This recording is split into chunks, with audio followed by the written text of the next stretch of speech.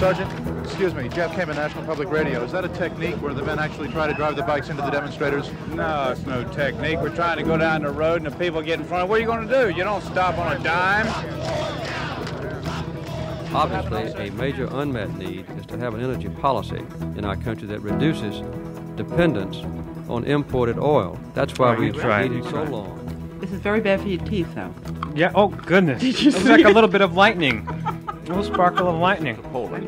The Chancellor made his decision following yesterday's development in East Germany, in which the Berlin Wall was opened. His first stop is... The cab driver wept with joy and took us to Wenceslas Square, the site of huge demonstrations in the past week where hundreds of thousands of Czechoslovaks demanded change.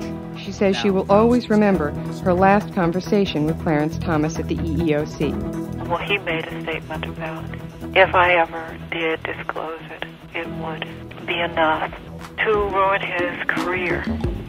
I live here. This is home. What's up, Harry? What's up, Doodoo? They're wearing crash helmets. Kind of vote of confidence I get. What's up with the BMW? It's about 12:30 in the afternoon in downtown Sarajevo. I'm walking along a little side street next to the Presidency, coming up to one of the main boulevards.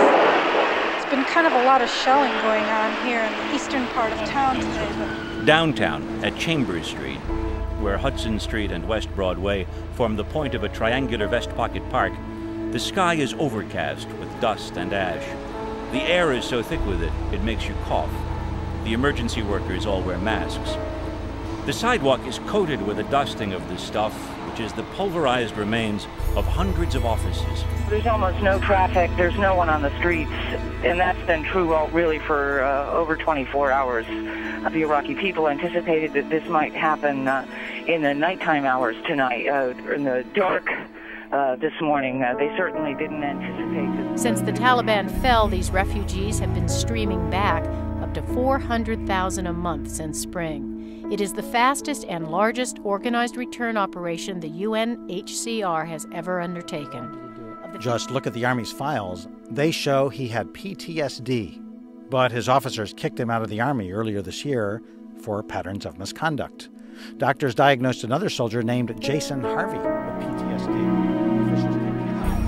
Standing right outside the remnants of what was the Juyuan Middle School, there are about 7 cranes here now, heavy equipment, and there are hundreds and hundreds and hundreds of anxious parents watching this effort.